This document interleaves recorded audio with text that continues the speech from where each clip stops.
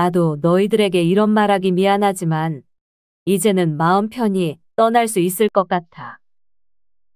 안녕하세요. 부엌사연 구독자 여러분.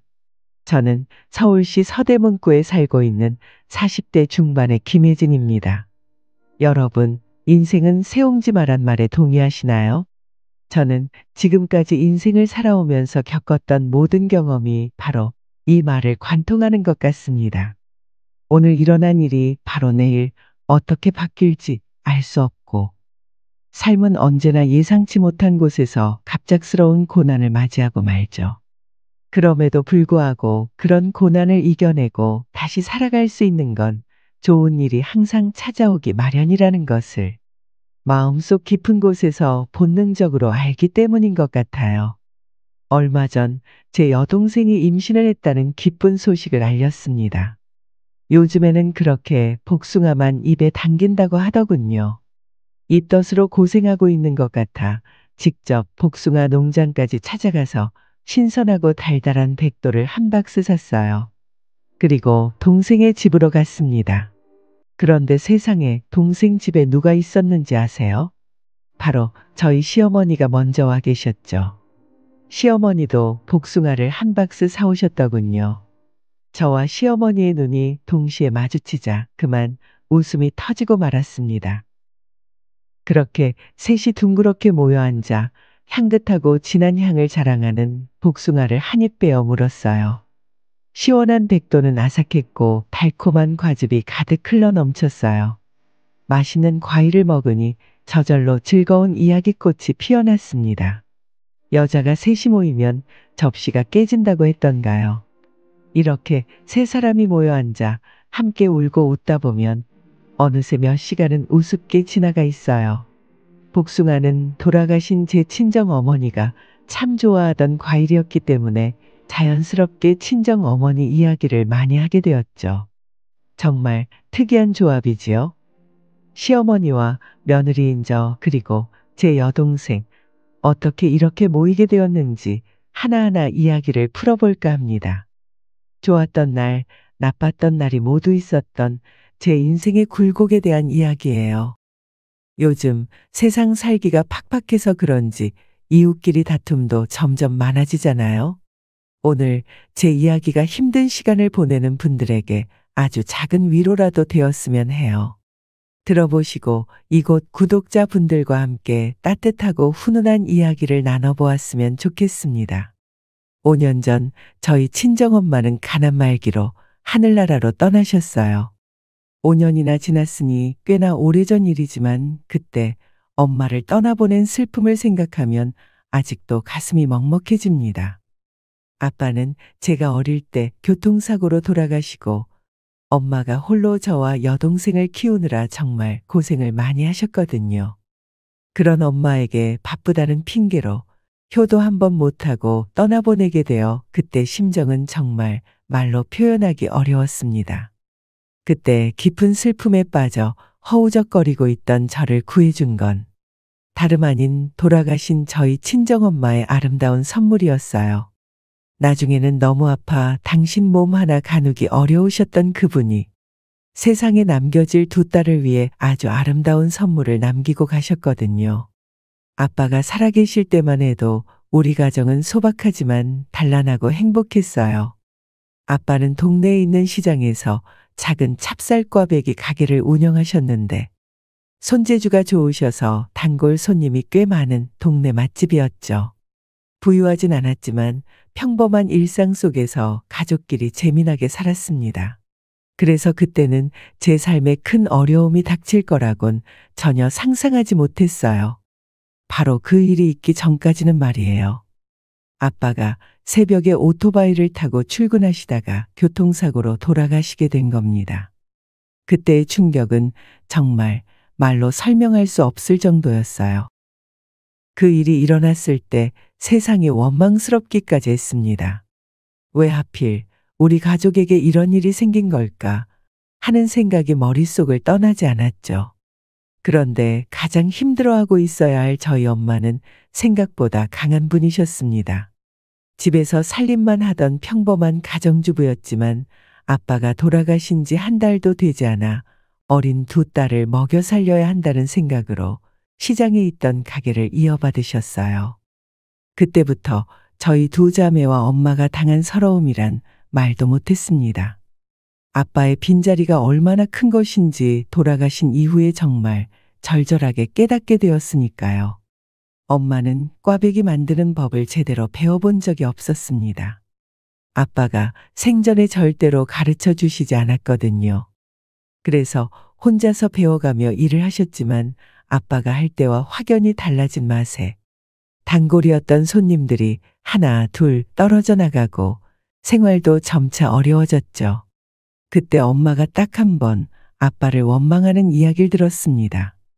살아생전 아빠에게 꽈배기 만드는 일을 배우고 싶어서 가르쳐 달라고 졸라도 힘든 일이라며 절대 엄마에게 가르쳐 주지 않으셨다는 겁니다.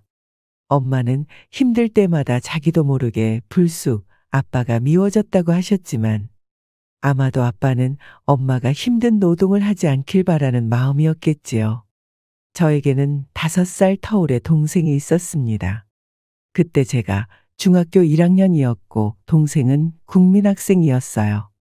학교가 끝나면 바로 집으로 달려가서 동생 밥을 챙겨주고 함께 손을 잡고 엄마 가게로 가곤 했습니다. 다정했던 아빠가 하루아침에 사라지고 거친 노동에 점점 지쳐가는 엄마를 본 저는 철이 일찍 든 편이었어요. 그래서 작은 일이라도 엄마를 돕고 싶어 어설픈 손놀림으로 밀가루 반죽을 주물러 보곤 했죠. 물론 엄마 눈에는 어린 딸의 귀여운 장난으로 보였을 뿐 큰 도움이 되지는 않았을 거예요. 그럼에도 불구하고 엄마는 저에게 항상 따뜻하게 미소를 지어주었습니다. 그 미소는 아직도 제 기억 속에 생생하게 남아 있어요. 어느 날 엄마가 열심히 일하시는 모습을 보다가 문득 엄마의 손을 자세히 보게 되었어요. 그 순간 저는 울컥하는 마음에 눈물을 터뜨릴 뻔했습니다. 엄마는 항상 장갑을 끼고 일을 하셨지만 워낙 손이 많이 가는 일이라 그런지 손마디가 굵어지고 뭉툭해져 있었어요. 고왔던 엄마 손이 그렇게 투박하게 변한 모습을 보고 나니 마음이 참 아프더군요. 그리고 가끔 찾아오는 진상 고객을 볼 때면 엄마가 우리 자매를 위해 얼마나 힘들게 일하시는지 더욱 뼈저리게 느끼게 되었습니다. 가끔 가게에서 꽈배기를 사간 손님이 엄마가 만든 빵이 맛이 없다며 가게에 찾아와 난동을 부렸거든요. 그 손님은 가게에 들어오자마자 빵이 든 봉투를 바닥에 내동댕이 치며 화를 냈습니다. 이걸 빵이라고 만들었어? 내가 웬만하면 참으려고 했는데 도저히 못 먹어 주겠네. 야, 너희들이나 이거 먹어봐. 손님, 정말 죄송합니다. 아직 제가 꽈배기 만드는 기술이 익숙하지 않아서요. 환불해 드릴 테니 이제 그만 화 푸세요. 지금 내가 화 푼다고 될 일이야? 빵을 못 만들면 장사를 하지 말아야지.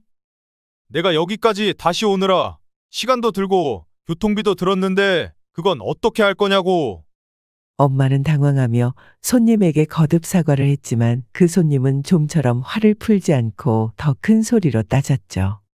가게 구석에 있는 휴게 공간에서 놀고 있던 어린 동생은 그만 울음을 터뜨리고 말았습니다. 그날 엄마는 꽈배기 값에 교통비까지 물어주며 겨우 그 손님을 달래 보내셨습니다. 그런 엄마의 모습을 보면서 저는 마음속으로 다짐했어요. 내가 어떻게든 돈을 많이 벌어서 우리 엄마를 더 이상 고생시키지 않고 호강시켜드려야지 하고요. 어렸을 때부터 그렇게 저의 마음속에는 뚜렷한 목표가 새겨졌죠. 저는 중학생 시절부터 정말 열심히 엄마를 도왔습니다. 학교가 끝나면 곧바로 가게로 달려가 엄마 일을 도왔고 밤에는 공부를 했어요. 여동생 수진이도 저와 비슷했습니다. 어린 나이에도 불구하고 학교가 끝나면 다른 데로 놀러 가는 일 없이 바로 가게로 와서 작은 일이라도 도우려고 애쓰는 모습이었죠. 그 모습이 참 귀여우면서도 너무 안쓰러웠습니다. 하지만 어린 두 자매가 아무리 마음을 다해 도와도 현실은 쉽게 나아지지 않았어요. 매출은 갈수록 떨어졌고 결국 우리는 빚을 지게 되었습니다. 생활이 점점 더 어려워졌죠. 제가 고등학교로 올라갈 무렵 아빠와 함께 살던 집을 정리하고 작은 빌라로 이사 가야만 했습니다. 이사 후 우리 가족은 예상치 못한 일에 부딪혔습니다. 바로 옆집에 사시던 아주머니 한 분이 정말 이상한 사람이었어요. 이삿짐을 나르던 중에 허락도 없이 저희 집 안으로 신발을 신고 들어와 엄마에게 대뜸 말을 걸었습니다. 새로 이사 오셨나 봐요. 나는 바로 옆집에 사는 사람인데 앞으로 잘 부탁드려요. 그런데 애 아빠는 뭐 하는데 이렇게 안 보여요? 주말에도 일을 하시나 봐? 그게 아니라 이 집에는 저와 우리 딸 둘에서 이렇게 세 가족이 살고 있어요. 세상에, 그러면 저 애들이 애비 없는 자식이란 소리예요? 뭐 이혼이라도 당하신 건가요? 아니면 애초에 사고라도 치고 기집애를 둘씩이나 키우시나? 뭐라고요? 저희 집 사정 그쪽한테 알려줄 필요 없어요. 그만 나가주세요. 오늘 이사 온 사람한테 그게 무슨 무례한 질문이야? 엄마는 그 아주머니의 태도에 무척 당황하셨지만 곧 정색을 하며 대답했습니다. 저도 듣다 보니 너무 어이가 없어 하던 일을 멈추고 그 아주머니를 곱지 않은 시선으로 바라보았죠. 옆집 아주머니는 그런 저희 가족을 못마땅한 표정으로 바라보더니 혀를 차며 나가더군요. 사실 그 시절에는 아빠 없이 아이 키우는 여자를 함부로 얕잡아보는 주변인들이 많았어요. 자세한 사정은 알지도 못하면서 편견 가득한 시선으로 엄마를 무시하고 저희 자매를 모자란 아이로 취급했습니다. 안타까운 일이지만 이미 여러 번 경험했던 일이었기 때문에 이웃의 무례한 태도는 그렇게 새롭게 느껴지지도 않았죠. 그 이후로도 옆집의 아주머니와 그 가족들은 우리를 무시하기 일쑤였어요. 특히 우리가 월세로 이사 온 것을 알고는 더 노골적으로 무시하더군요. 하지만 그런 서러움을 당할수록 우리 가족은 더 단단해졌습니다. 엄마는 두 딸이 서러움을 당하며 자라게 하지 않겠다는 일념으로 밤낮 없이 제대로 된 꽈배기를 만드는 비법을 공부하셨고 저와 수진이도 엄마를 도왔어요.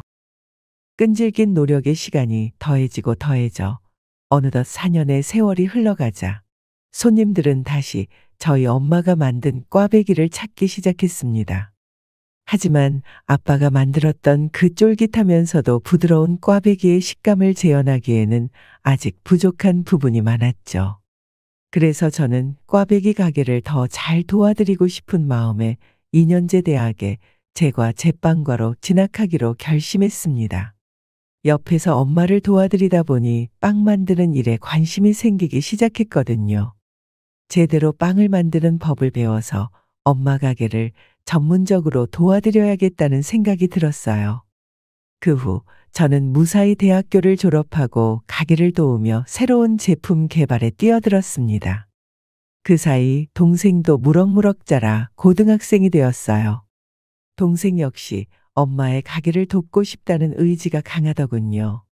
수진이는 빵을 만드는 일보다는 상품을 홍보하고 판매하는 데 관심이 많아 일찍이 마케팅으로 진로를 정하고 공부를 시작했습니다. 그 후 고등학교를 졸업하자마자 마케팅 회사에 취직하여 인터넷으로 제품을 홍보하고 유통하는 법을 배우더군요. 정신없이 몇 년의 세월이 훌쩍 지나면서 저희 꽈배기 가게는 점점 입소문이 났고 결국엔 대박을 치기 시작했습니다. 얼마나 잘 됐냐면 전국에서 전화 주문이 들어와 택배로 찹쌀 꽈배기를 박스채 보내기 시작했고 나중에는 꽈배기로 튀기기 전 상태에 냉동 생지까지 대량으로 만들어 카페에도 납품했어요.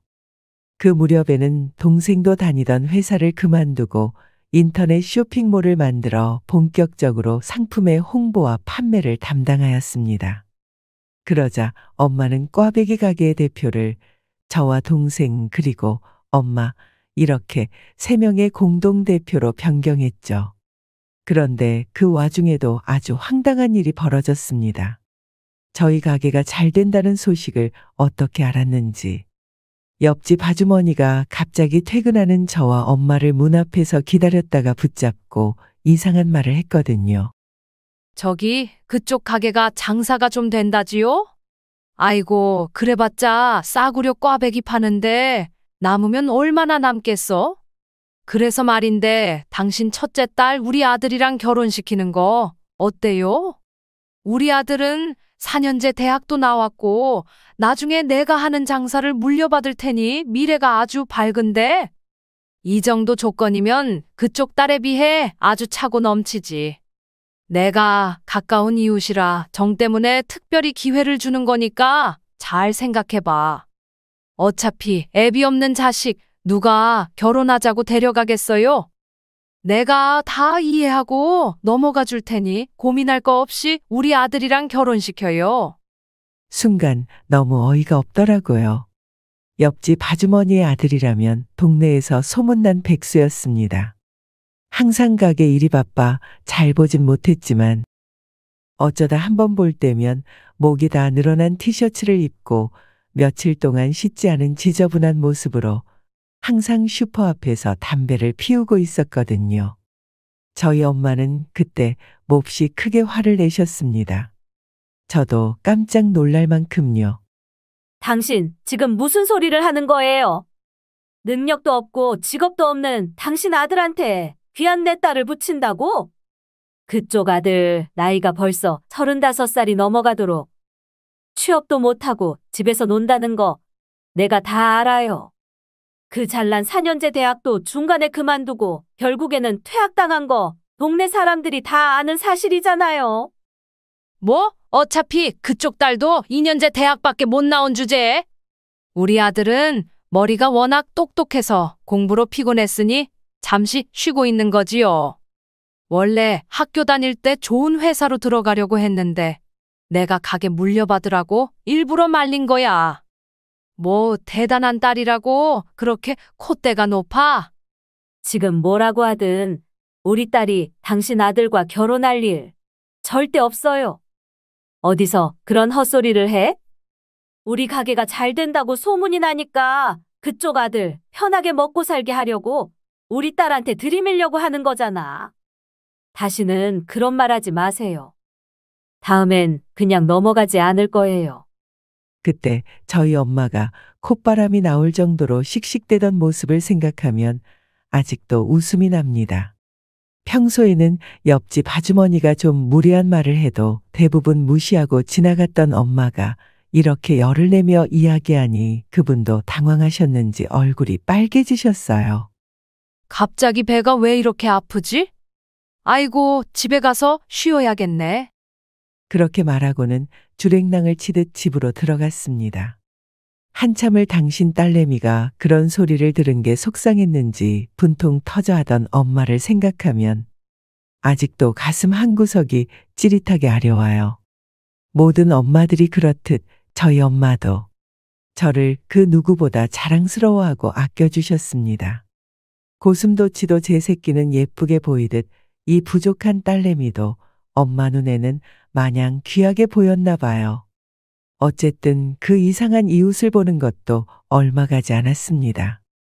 가족이 함께 몇 년 동안 열심히 일해 돈을 모은 결과 시장 입구에서 멀지 않은 거리에 위치한 아담한 3층 건물을 사게 되었거든요. 꼭대기층에는 가족이 살고 1층과 2층은 찹쌀꽈배기 가게로 사용할 계획이었어요. 그런데 이사가는 마지막 날까지 옆집 아줌마는 뭐가 그렇게 억울한지 저희에게 또 시비를 걸더군요. 장사 조금 된다고 그렇게 거들먹거리더니 벌써 이사를 나가나? 집주인이 세를 올려달라고 해서 감당을 못했나 봐. 그러면 그렇지. 그깟 빵집에서 돈 버는 것도 별거 없나 보네. 그러게 진작 우리 아들이랑 결혼시키지 그랬나?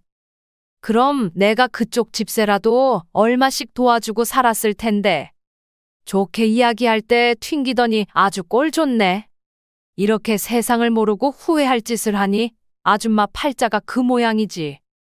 저는 그동안 옆집 아주머니가 나이도 많고 해서 아무리 화가 나도 참아왔지만 이번에는 더는 참을 수 없었어요. 그래서 엄마가 말하기 전에 제가 나섰죠. 후회는 무슨 후회요? 아줌마, 그런 헛소리 할 시간 있으면 본인 인생이나 제대로 살피세요. 어디서 그런 말도 안 되는 소리를 해요? 저희 지금 건물 사서 이사 가는 거예요. 뭐? 건물이라고? 이 아가씨가 말도 안 되는 거짓말을 하고 있네. 빵 쪼가리 파는데 무슨 건물까지 사? 제대로 된 대학도 안 나온 것들이 무슨 능력이 있어서? 뭘 모르시는 것 같은데 아줌마가 무시하는 그 빵가게. 지금 전국적으로 대박나서 저희 정말 돈 많이 벌었어요. 그러니까 남의 가정사 참견하면서 괴롭힐 시간에 아주머니 가족이 어떻게 하면 잘 살 수 있을지 그런 고민하면서 노력하시라고요. 정신 똑바로 차리고 사세요.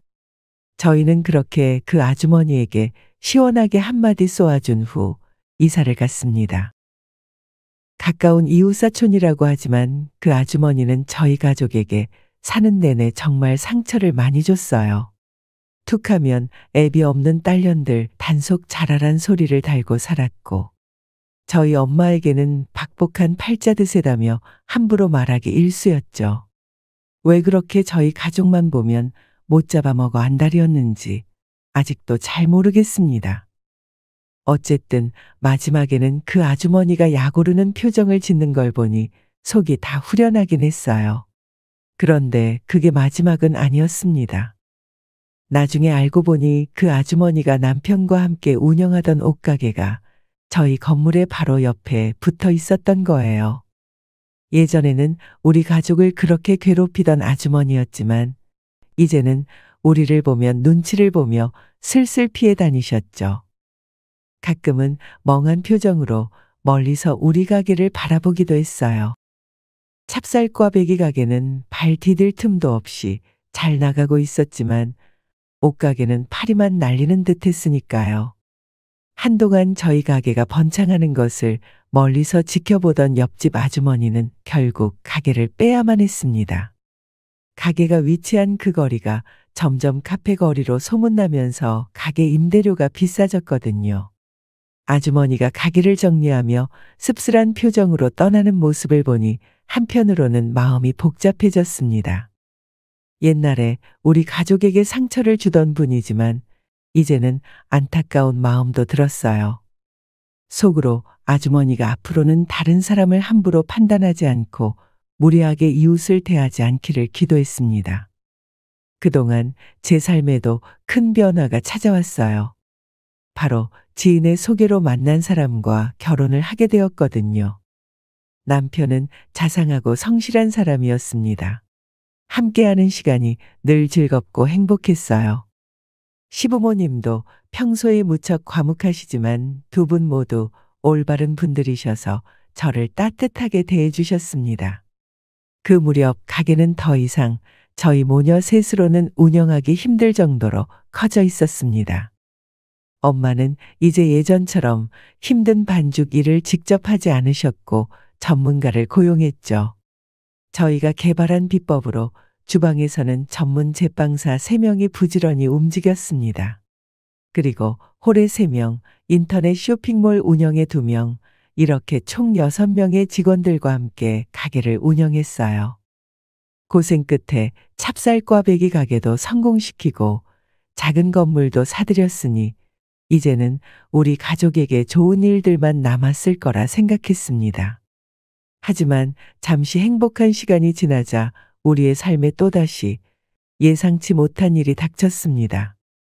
제 아이가 유치원에 들어갈 무렵 엄마가 일을 하시다가 갑자기 쓰러지셨어요.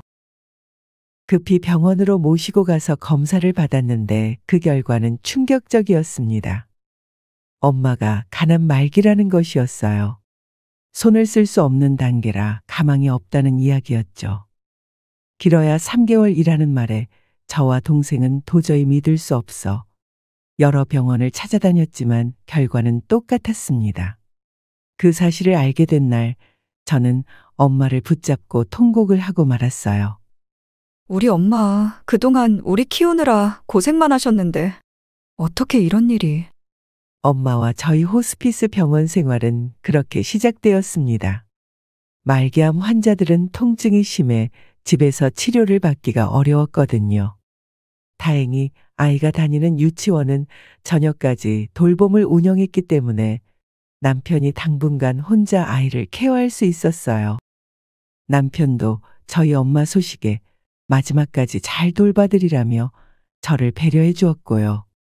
그래서 가게는 일단 동생이 직원을 더 뽑아서 운영하고 엄마 병간호는 제가 맡기로 했습니다. 동생과 상의 후 그렇게 결정하게 되었죠. 그러던 어느 날 동생 수진이가 갑자기 엄마가 보고 싶다며 병원에 찾아왔어요. 옆에는 잘생긴 청년이 함께 있었죠. 그동안 동생이 말을 안 해줘서 몰랐는데 남자친구가 있었더라고요. 동생은 그 청년을 소개하며 엄마에게 말했습니다. 엄마, 내가 엄마 사윗감을 데리고 왔어. 우리 되도록 빨리 날짜 잡아서 결혼하려고 해. 엄마한테 결혼하는 모습 보여드리고 싶어서 그러니까. 엄마, 나 결혼할 때까지만 살아줘. 그래서 꼭 혼주석에 앉아줘. 그래. 우리 딸 결혼하는데 엄마가 그때까지는 어떻게든 살아야지. 엄마가 노력해 볼게. 결혼식 때까지 꼭 살아서 혼주석에 앉을게. 엄마는 힘겹게 미소를 지으며 대답하셨습니다. 그날 이후 엄마는 동생 결혼식까지 살기 위해 열심히 노력하셨어요. 그동안 받지 않았던 항암 치료를 시작하시며 굳은 의지를 보이셨죠. 그런 모습을 보면서 저와 동생은 가슴이 아프면서도 감사했습니다. 엄마의 힘든 결심을 지지하며 우리는 결혼 준비를 서둘러 진행했어요. 그래서 저와 수진도 어쩌면 엄마가 동생 결혼식 때까지 살아계실지도 모른다는 희망을 가졌죠. 그러나 엄마의 몸은 엄마의 생각만큼 버텨주지 못했습니다. 결국 3주 후 더 이상 항암 치료를 견디지 못하고 포기하셨어요. 항암 치료를 시작하면서 거의 아무것도 드시지 못했거든요. 항암 치료를 포기한 다음 날 엄마는 몸과 마음이 모두 약해지셔서 저에게 속마음을 털어놓으셨습니다. 우리 작은 딸 결혼할 때까지는 살아야 하는데. 우리 수진이가 예쁘게 웨딩드레스 입는 모습도 보고 결혼식 올리는 모습도 보고 싶은데 내가 그럴 수 없을 것 같아. 그러니까 혜진아, 네가 엄마 대신 수진이 결혼식 좀 잘 봐줘. 우리 수진이 혼수도 신경 써서 해주고 결혼식도 잘 치러줘. 엄마가 우리 딸한테 너무 무거운 짐 안겨주고 가서. 미안해. 정말 미안해. 아니에요, 엄마. 엄마가 왜 그런 일로 미안해요. 동생 결혼식 챙기는 건 나한테는 아무것도 아니에요. 나야말로 엄마한테 미안해요. 엄마 건강할 때 같이 좋은 곳도 많이 다니고 맛있는 것도 많이 먹고 엄마 행복하게 해드렸어야 했는데 내가 못나고 부족해서 엄마한테 그런 걸 못 해드렸어요. 정말 미안해. 아니야. 엄마는 너희와 함께 살아서 정말 행복했어. 아빠 떠나고 그 힘든 시기에 너희들이 없었으면 어떻게 버텼겠니? 너희들이 엄마의 행복이었고 다른 건 필요 없었어. 엄마 떠나도 절대 그런 마음 갖지 말고 무조건 행복하게 살아. 엄마가 바라는 건 딱 그거 한 가지야. 엄마는 제 손을 꼭 잡고 말씀하셨어요. 힘든 암 치료로 뼈밖에 남지 않은 앙상한 손이었죠. 저는 더 이상 참을 수 없어 엄마의 무릎에 얼굴을 묻은 채 울음을 터뜨리고 말았습니다. 그날 밤 엄마가 지쳐 잠드신 틈을 타서 동생에게 전화를 걸었어요. 수진아, 아무래도 엄마가 떠나실 날이 얼마 남지 않은 것 같아. 마음의 준비를 해야 할 것 같아. 엄마가 결혼식에 가지 못하게 돼도 서운해하지 말고 이해해줘. 언니, 나도 엄마에게 부담을 준 것 같아서 정말 미안해. 동생은 결국 울음을 터뜨리며 미안하다고 했습니다. 다음 날 수진이는 결혼할 예비 신랑과 함께 병원에 찾아와 엄마와 함께 이런저런 이야기를 나누며 서로의 마음을 풀었죠. 그날 동생은 오래도록 엄마 곁을 떠나지 않았어요. 그러던 중 엄마가 떠나실 때가 가까워지자 예상치 못한 일들이 벌어졌습니다. 제가 엄마를 간호하느라 병원에 있는 동안 한참 연락이 없었던 시어머니에게서 갑자기 전화가 온 겁니다. 시어머니의 전화에 저는 괜스레 가슴이 두근거렸어요. 아픈 엄마를 돌보느라 남편과 아이에게 도저히 신경을 쓸 수 없는 상황이라는 걸 알면서도 시어머니의 눈치가 보였거든요. 그래서 전화를 받으며 바짝 긴장했습니다. 하지만 염려했던 것과는 달리 시어머니는 평소보다 더 차분하고 조심스러운 목소리로 말씀하셨어요. 어머니, 그동안 잘 지내셨어요? 제가 저희 어머니 신경 쓰느라 연락도 제대로 못 드리고 정말 죄송해요. 아니다. 어머니 아프신데 당연히 너가 정신이 없지. 그냥 사부인 얼굴 본 지도 오래됐고 내가 남도 아닌데 얼굴이라도 한번 봐야 하지 않겠니? 네, 그럼요. 당연하죠, 어머님.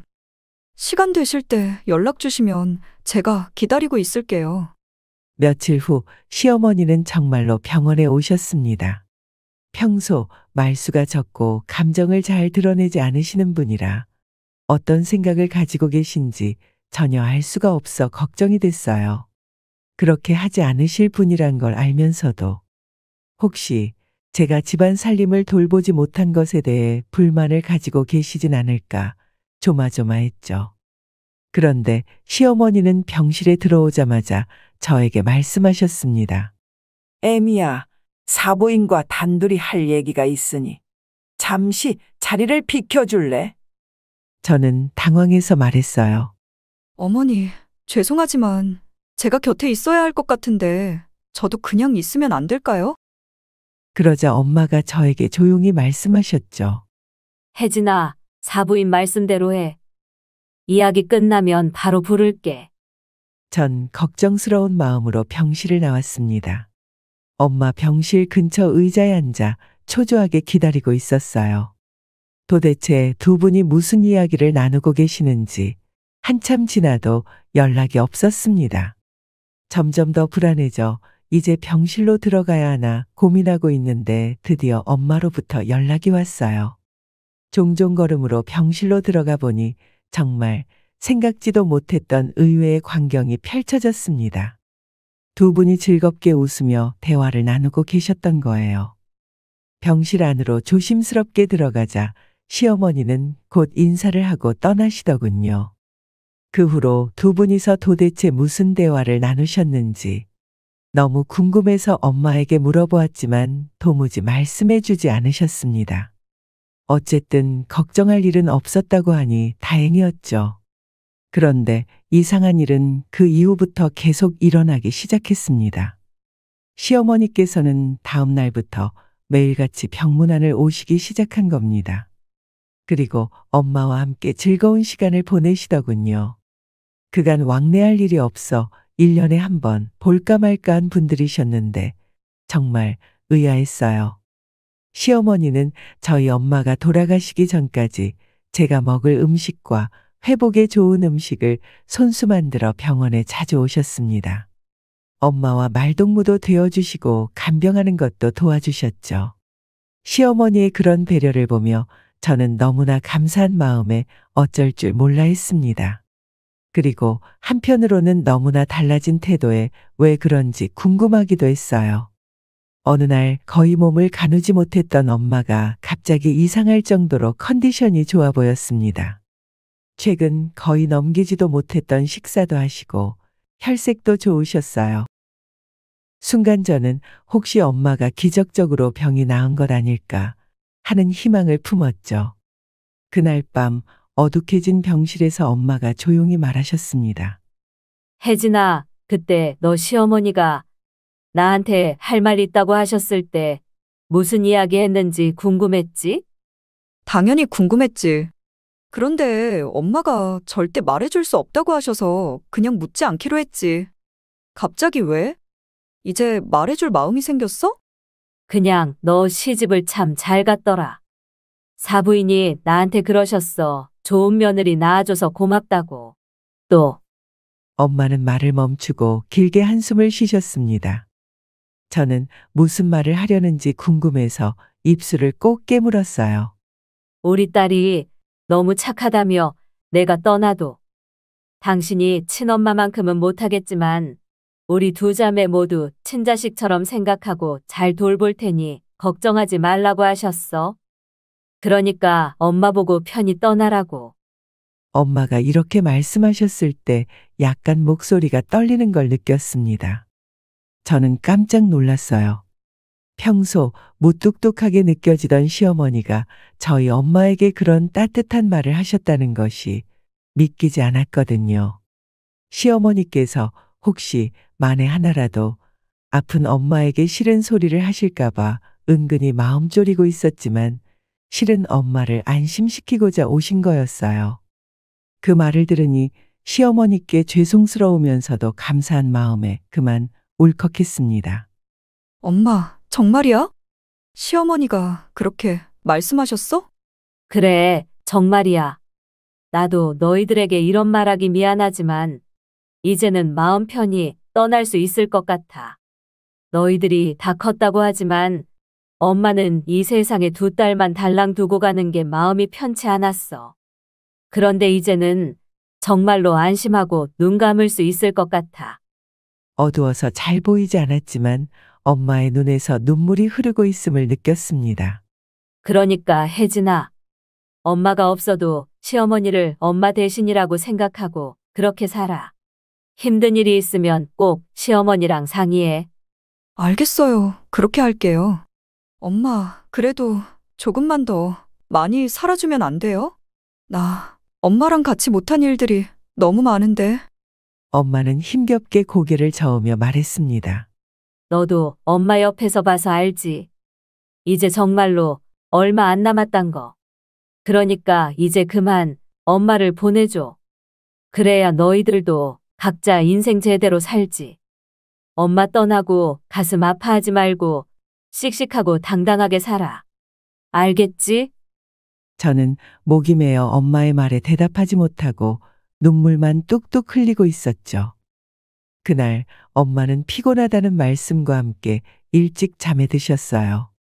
그리고는 영원히 깨어나지 못하셨습니다. 며칠 동안 잠든 사람처럼 혼수 상태로 지내시다가 평온한 모습으로 떠나셨죠.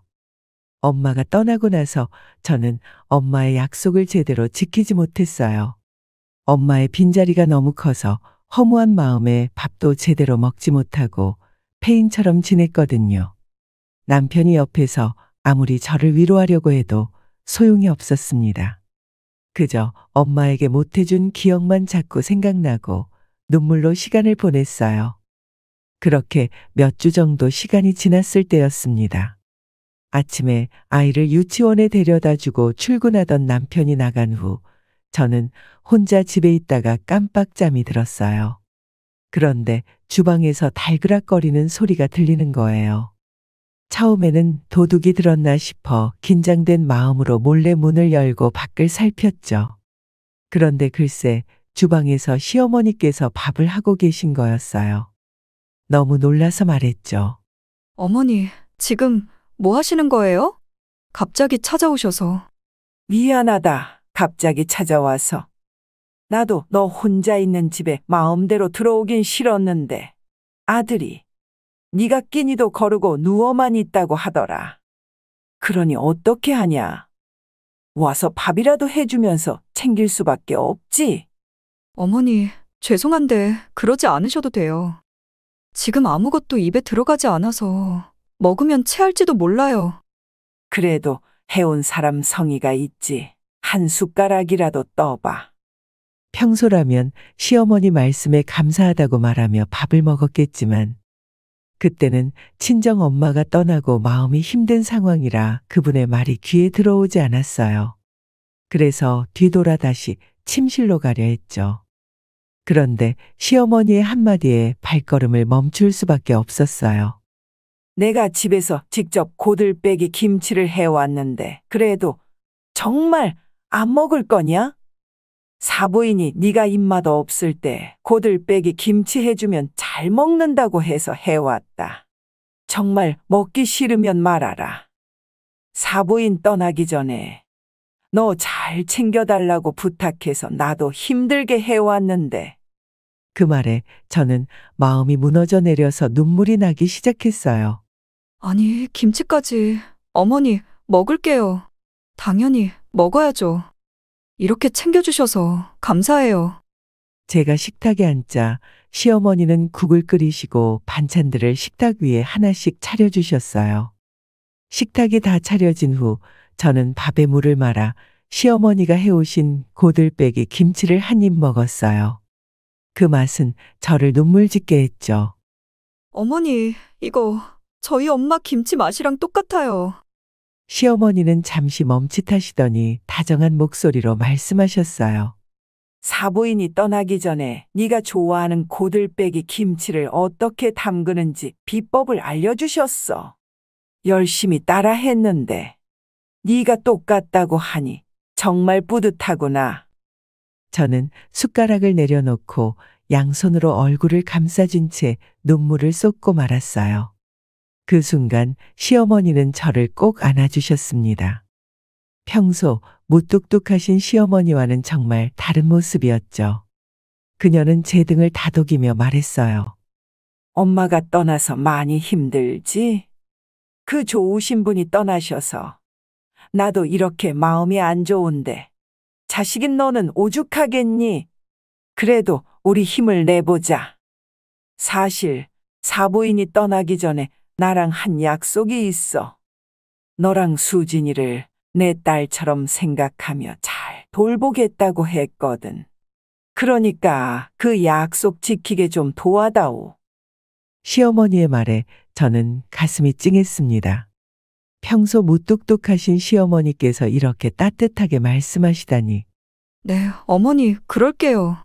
저 사실 어머니께서 저희 엄마 병문안 오셨을 때 괜히 쓸데없는 생각에 걱정 많이 했었어요. 이렇게 못난 저를 아껴주셔서 정말 감사해요. 그리고 어머니를 의심해서 정말 죄송합니다. 시어머니는 말없이 제 등을 따뜻하게 다독여 주셨어요. 그날 저는 시어머니가 해주신 고들빼기 김치와 밥 한 그릇을 다 먹었습니다. 그 후 엄마를 잃은 슬픔에서 점점 회복할 수 있었고 일상으로 돌아올 수 있었습니다. 그리고 몇 개월 후 엄마 장례식으로 한 차례 미뤄졌던 동생의 결혼식 날이 다가왔어요. 그리고 그날 시어머니께서 친정어머니를 대신해 혼주석에 앉아주셨지요. 식이 시작되고 축가가 시작되며 결혼식장은 따뜻한 분위기에 휩싸였습니다. 마지막 곡이 흐르고 있을 때 사회자가 마이크를 잡고 갑자기 저희 시어머니 이야기를 하기 시작했어요. 여러분, 제가 지금부터 깜짝 고백을 하나 하겠습니다. 사실 신부 혼주석에 앉아 계신 분은 신부의 친어머니가 아닙니다. 신부의 친어머니께서 얼마 전 하늘나라로 떠나시게 되어 신부 언니의 시어머니께서 대신 이 자리에 앉아주셨습니다. 어머니가 돌아가시기 전에 사돈에게 자매를 딸처럼 잘 돌보겠다고 약속하셨다고 해요. 정말 감동적이지 않습니까?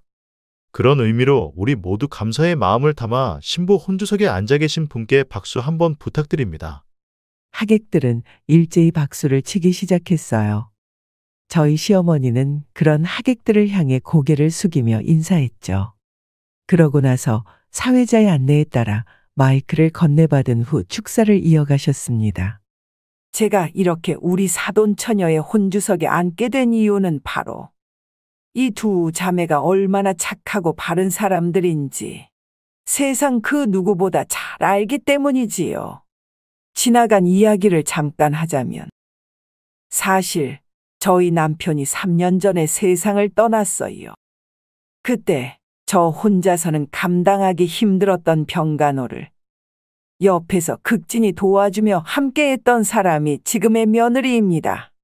그리고 그때 사부인과 사돈 처녀는 한창 잘 나가던 가게의 사장이었던 딸이 그 일을 잠시 쉬면서 시아버지를 돌본다고 병원에 있는 1년간 단 한 번도 싫다는 내색 없이 오히려 저희 남편을 밤낮으로 걱정해 주셨어요.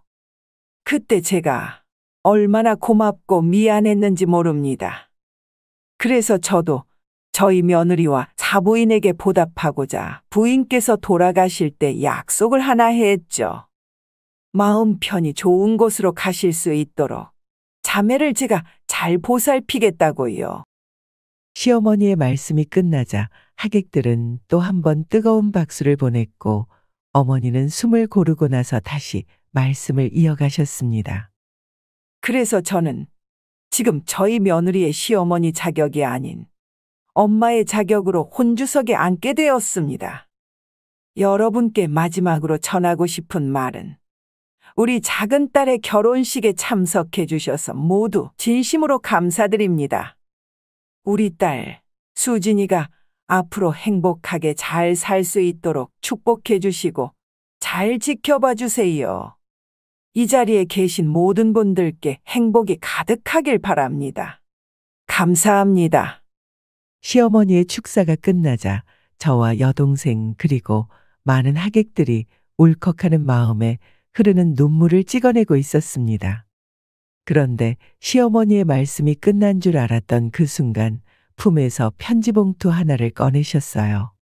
제 축사는 여기서 끝인데 한 가지 더 전할 말이 남아 있어요. 바로 사부인께서 떠나시기 전에 남기신 편지가 있습니다. 이 편지는 두 딸에게 남기신 것입니다. 작은 딸 결혼식에서 꼭 읽어달라고 부탁하셨기에 지금 이 자리에서 읽어드리겠습니다. 저는 놀라지 않을 수 없었습니다. 엄마가 시어머니께 편지를 남기셨을 줄은 상상도 못했거든요. 시어머니는 차분하게 편지를 읽기 시작하셨습니다. 사랑하는 딸들아, 잘 지내고 있니? 막상 이렇게 편지를 남기려니 어색하기만 하구나. 엄마가 긴 인생을 살아온 것은 아니지만 그래도 살면서 가장 잘한 일이 있다면 사랑하는 너희들을 낳았다는 거란다. 천사처럼 예쁘고 착한 두 딸이 나에게 와준 것만으로도 엄마는 정말 행복하게 살 수 있었어.